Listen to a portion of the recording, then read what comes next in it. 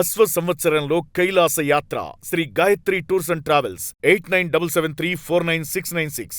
యుద్ధం దెబ్బకు స్టాక్ మార్కెట్లు కంగుతున్నాయి. ఒక్క రోజులో 10 లక్షల కోట్లు ఆవిరైంది. భారీగా సెన్సెక్స్ నిఫ్టీ పడిపోయాయి. ఇండియన్ మార్కెట్ నుంచి విదేశీ ఇన్వెస్టర్లు వెనక్కి వెళ్ళిపోయారు. చరిత్రలోనే తొలిసారి 92 దాటింది డాలర్ విలువ. భారత ఆర్థిక వ్యవస్థపై ఇది అదనపు భారం కానుంది. ట్రంప్ డాలర్ని బలపరిచే విధంగానే అడుగులు వేస్తూ ఉన్నారు. అయితే చరిత్రలో అసలు ఇప్పటి వరకు కూడా డాలర్ ఇంత మార్కుని ఎప్పుడు దాటలేదు. 92 రూపాయలు ఇప్పుడు డాలర్ విలువ. ఒక్క రూపాయికి 92 రూపాయలు ఒక డాలర్కి. ఇప్పుడు భారత ఆర్థిక వ్యవస్థ మీద అధిక భారం పడినట్లు, అదనపు భారం పడినట్లుగా తెలుస్తోంది. పూర్తి డీటెయిల్స్ మా ప్రతినిధి సిరాజ్తో మాట్లాడి తెలుసుకుందాం. సిరాజ్, స్టాక్ మార్కెట్లో ఒడిదుడుకులు భారత్ రూపాయిని బాగా ఎఫెక్ట్ చేసినట్లు తెలుస్తోంది. డాలర్ విలువ పైకి ఎగబాకినట్లుగా తెలుస్తోంది. కంప్లీట్ డీటెయిల్స్ ఏంటి? రేణు, మొత్తం మీద చూసుకుంటే ఒకవైపు యుద్ధ వాతావరణం భారీ స్థాయిలో కనబడుతున్నటువంటి నేపథ్యంలో ప్రపంచవ్యాప్తంగా ఉన్నటువంటి పరిస్థితులు తీవ్రంగా ఆర్థిక రంగంపైన ఎక్కువ ప్రభావం పడుతున్నటువంటి పరిస్థితి.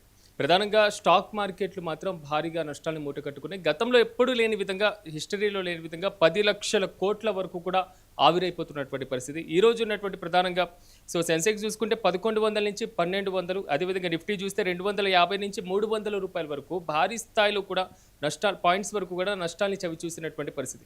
ఇప్పటి వరకు ఉన్నటువంటి సాధారణంగా డాలర్కి రూపాయికి మధ్య ఉన్నటువంటి పోలికను ఒకసారి గమనించినప్పుడు కొంతవరకు ప్రభావం ఉండేటువంటి పరిస్థితి. కానీ ఇప్పుడు గరిష్టంగా 92 రూపాయలకి చేరింది ఒక్క డాలర్ విలువ. అంటే ఒక రకంగా చూసుకోవాలంటే యుద్ధ మేఘాలు ఒకవైపు తీవ్రంగా ఉన్నటువంటి నేపథ్యంలో ఆర్థిక రంగం పైన దీని ప్రభావం ఎక్కువగా పడుతున్నటువంటి పరిస్థితులు కనబడుతున్నాయి. విదేశీ ముదుపర్లు ఎవరైతే ఉన్నారో వారు పెట్టుబడులు ఉపసంహరించడం స్టాక్ మార్కెట్ల పైన తీవ్రమైనటువంటి ప్రభావం చూపుతుంది. అత్యధికంగా స్టాక్ మార్కెట్లలో నష్టాలు ఎక్కువగా కనబడుతున్నటువంటి రంగాల్లో ఆటోమొబైల్స్ రంగం ఎక్కువగా కనబడుతున్నాయి. అదేవిధంగా ఐటీ రంగంతో పాటుగా ఏదైతే కీలకంగా ఉన్నటువంటి ముడి చమురుకి సంబంధించిన ఆయిల్ సప్లైకి సంబంధించినటువంటి రంగాల మీద దీని ప్రభావం ఎక్కువగా పడుతున్నటువంటి పరిస్థితులు కనబడుతున్నాయి.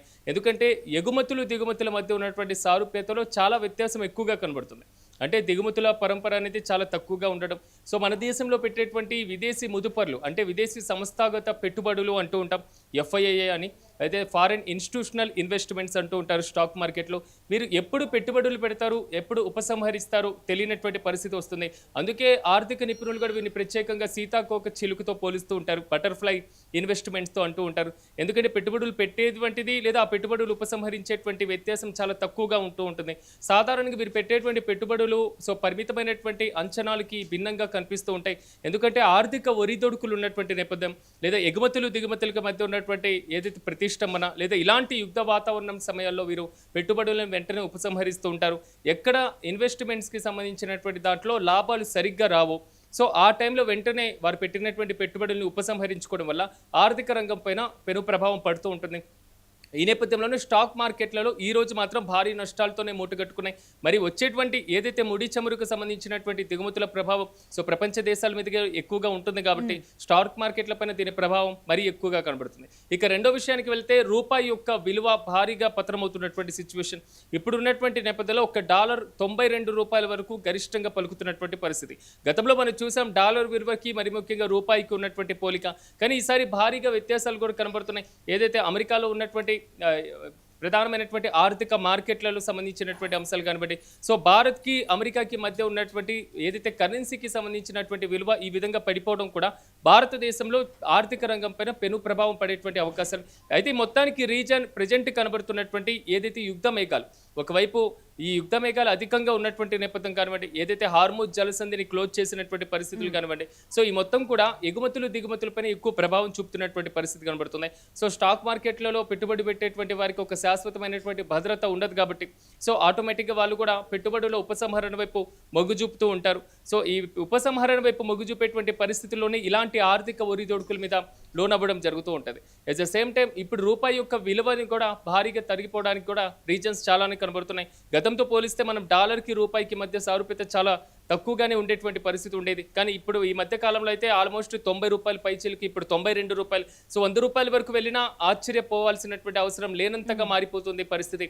ఈ నేపథ్యంలోనే డాలర్కి ప్రత్యామ్నాయంగా భారతదేశం కూడా వివిధ కరెన్సీకి సంబంధించినటువంటి అంశాలను కూడా బేరీజ్ వేసుకోవడం జరిగింది. అంటే రూపాయితో కొన్ని దేశాలతో ఇప్పటికే లావాదేవీలు సాగిస్తున్నటువంటి పరిస్థితులు కనబడుతున్నాయి. ఏదైతే బ్రిక్స్ దేశాలు ఉన్నాయో, అదేవిధంగా ఆసియాకి సంబంధించినటువంటి సార్క్ దేశాలు ఉన్నాయో డాలర్కి ప్రత్యామ్నాయంగా ఏదైతే ఉన్నాయో ప్రత్యామ్నాయ డాలర్ వైపు అడుగులు వేయాలి అనేటువంటి ఆలోచన చేయడం. కానీ ట్రంప్ దగ్గర ఉన్నటువంటి కొన్ని వ్యూహాత్మకమైనటువంటి మార్గాలు కానివ్వండి, ఈ దేశాల మీద ఆయన వేసినటువంటి టారిఫ్ల ప్రభావం కానివ్వండి, ఈ మొత్తం కూడా ఆ ఆలోచనని కొంతవరకు దూరం చేసినటువంటి పరిస్థితి. కాబట్టి ఎప్పుడు అమెరికా ఫస్ట్ అనేటువంటి నినాదంతో ట్రంప్ ముందుకెళ్తూ ఉంటారు.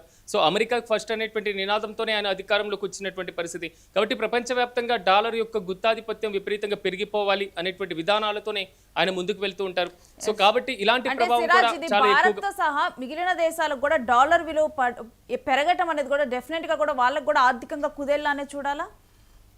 ఖచ్చితంగా వివిధ దేశాల మీద డాలర్ యొక్క గుత్తాధిపత్యం ప్రెజెంట్ భారీ స్థాయిలోనే కనబడుతుంది. ఒక భారతదేశం మీద మాత్రమే కాదు. ఎందుకంటే భారత ఆర్థిక వ్యవస్థ పైన ఎంత ప్రభావం చూపుతుందో చిన్న చిన్న దేశాలపైన మరీ ఎక్కువ ప్రభావం చూపించేటువంటి అవకాశాలు కనబడుతుంది. సో చైనాతో పాటుగా కొన్ని ఇతర దేశాలతో కూడా అమెరికా లావాదేవీలు ఎక్కువగా జరుపుకుంటూ ఉంటుంది. కాబట్టి సో ఈ లావాదేవీలకి సంబంధించినటువంటి అంశాల్లో కూడా డాలర్ పెను ప్రభావం మరి ఎక్కువగా పడుతున్నటువంటి పరిస్థితులు. ఒకవేళ డాలర్ విలువ లేకుండా ఎగుమతులు దిగుమతులకు అవకాశమే లేనటువంటి పరిస్థితి ప్రపంచ మార్కెట్లో ఎక్కువగా కనబడుతుంది. సో ఆ డాలర్ నిల్వలను మన దేశంలో ఉంచుకోకపోవడం ఇలాంటి సిచ్యువేషన్స్ మనం ప్రీవియస్గా ఉన్నటువంటి ఒక 4 దశాబ్దాల క్రితమే దీనికి సంబంధించినటువంటి అనుభవాలు కూడా మన ముందు చాలా స్పష్టంగా కనబడ్డాయి. 1991లో మనం ఎల్పిజీలను ఏదైతే లిబరలైజేషన్, ప్రైవేటైజేషన్, గ్లోబలైజేషన్ లాంటి సిద్ధాంతాలతో ముందుకు వెళ్ళినప్పుడే మన దగ్గర విదేశీ మారక నిల్వలకు సంబంధించినటువంటి భారీగా తరిగిపోవడం. అలాంటి సమయంలో మన దగ్గర ఉన్నటువంటి గోల్డ్ను ప్రపంచ బ్యాంకుల దగ్గర పెట్టడం. సో ప్రపంచ బ్యాంకుల దగ్గర నుంచి మనం పూర్తి స్థాయిలో కరెన్సీలు తెచ్చుకోవడం, దేశంలో పెట్టుబడులను ఆహ్వానించడం, ప్రైవేట్ రంగానికి ఎక్కువ ప్రోత్సాహాన్ని అందించడం, సో ప్రపంచీకరణకు కొంతవరకు ఊతం ఇవ్వడం. ఇలాంటి పరిస్థితులన్నీ మనం 1991లోనే ఇలాంటి చర్యలతో ముందుకెళ్ళాం. ఇలాంటి పరిస్థితుల నేపథ్యంలో డాలర్ అప్పటి నుంచి కూడా దాని ప్రభావం విపరీతంగానే కొనసాగిస్తున్నటువంటి పరిస్థితులు కనబడుతున్నాయి. దీనికి ప్రత్యామ్నాయమైనటువంటి ఆలోచన పక్కన పెడితే ప్రజెంట్ రూపాయి బలోపేతం అనేది చాలా ఇంపార్టెంట్. ఒకవేళ రూపాయి బలోపేతం అవ్వకపోతే మాత్రం కొంతవరకు ద్రవ్యోల్బణం వైపు కూడా అడుగులు వేసేటువంటి పరిస్థితులు కనబడుతూ ఉంటాయి. మార్కెట్లో ఎగుమతులు దిగుమతుల మీద ప్రభావంగా ఆధారపడి ఉంటుంది. కాబట్టి భారత మార్కెట్ అనేది ప్రపంచానికి మరి ముఖ్యంగా అమెరికాకు చాలా కీలకం. చైనా మార్కెట్ కూడా కీలకంగా ఉంటుంది. కాబట్టి ఏ వస్తువు ఉత్పత్తి చేయాలి అన్నా డాలర్లోనే లావాదేవీలు జరపాల్సినటువంటి పరిస్థితులు వస్తున్నాయి. మరి ముఖ్యంగా ఏదైతే మనకి గల్ఫ్ దేశాలకు సంబంధించినటువంటి అంశం లేదా ఇతర దేశాల్లో ఉన్నటువంటి పరిస్థితులు కానివ్వండి, ఈ మొత్తం చూసుకున్నప్పుడు స్వదేశాలతో మనం ₹1 లేదా లావాదేవీలు జరపాలి అనేటువంటి ఆలోచన కేవలం ప్రతిపాదనలకే పరిమితం అవుతుంది. సో అలాంటి సందర్భాలకి ప్రెజెంట్ ఉన్నటువంటి సిచ్యువేషన్స్ మాత్రం ఎక్కడ ఒక అవకాశాన్ని కూడా ఇవ్వనటువంటి సిచ్యువేషన్. ఓవరాల్గా మాత్రం ప్రెజెంట్ ఉన్నటువంటి ఏదైతే యుద్ధ పరిస్థితులు అల్లకల్లోలమైనటువంటి పరిస్థితులు అయితే మాత్రం సో ఎగుమతులు దిగుమతుల మీద ప్రభావం ఎక్కువగా చూపుతున్నాయి. కాబట్టి ఇన్వెస్టర్ల మీద ఎక్కువ ప్రభావం పడుతుంది. ఇన్వెస్టర్ల మీద ఎక్కువ ప్రభావం పడుతుంది కాబట్టి స్టాక్ మార్కెట్లో నష్టాల వైపు అడుగులు వేస్తున్నటువంటి పరిస్థితి. ఈ మొత్తం బేరీజ్ వేసుకున్న తర్వాత రూపాయి విలువ కూడా భారీగా పడిపోతున్నటువంటి సిచ్యువేషన్స్ ఇలాంటి మొత్తం బేరీజ్ ఎక్కువగా కనబడుతున్నాయి. కాబట్టి ఆర్థిక రంగాన్ని కోలుకోవాలి అంటే యుద్ధ మేఘాలు సాధ్యమైనంత త్వరగా తగ్గాల్సినటువంటి పరిస్థితి ఉంటుంది. మరి ముఖ్యంగా పెట్టుబడి పెట్టేటువంటి ముదిపరులు ఎవరైతే ఉన్నారో మరి ఎఫ్ఐఐలో పెట్టుబడి పెట్టేటువంటి వారు సో వారికి ఒక భద్రత మరి ముఖ్యంగా వారు కూడా లాభాన్ని పొందితే మాత్రమే పెట్టుబడులు పెట్టి ఇక్కడే స్థిరంగా ఉండేటువంటి అవకాశం ఉంటుంది. లాభం లేనప్పుడు ఆ స్థిరంగా పెట్టుబడి పెట్టేటువంటి ఆలోచన నుంచి కూడా వాడి పెట్టుబడుల ఉపసంహరణ వైపు ఆలోచన వెళ్ళడం, వేరే రంగంలో ఎక్కడ లేదా వేరే దేశంలో ఎక్కడైనా పెట్టుబడికి సంబంధించి లాభాలు వస్తే అక్కడికి వెళ్ళి పెట్టుబడులు పెట్టడం ఇలాంటివి చేస్తూ ఉంటారు విదేశాలకు సంబంధించినటువంటి సంస్థాగత పెట్టుబడిదారులు. కాబట్టి ప్రెజెంట్ ఉన్నటువంటి సిచ్యువేషన్స్ మాత్రం ఎక్కువ డిపెండ్ మాత్రం ఆర్థిక రంగం పైన కనబడుతుంది. ప్రభావం మరింత పెరిగేటువంటి అవకాశాలు అయితే చాలా స్పష్టంగా కనబడుతున్నాయి. స్టే విత్ సిరాజ్, మీ దగ్గర నుంచి మరిన్ని డీటెయిల్స్ తీసుకుంటాం. ఇక చరిత్రలో ఇప్పటి వరకు కూడా ఎప్పుడు కూడా ఈ మార్కును టచ్ చేసిందే లేదు డాలరు. ఇప్పుడు ₹92 చేరింది. $1 విలువ ₹92 చేరింది. భారత ఆర్థిక వ్యవస్థ మీద ఇది అదనపు భారంగా మారనుంది.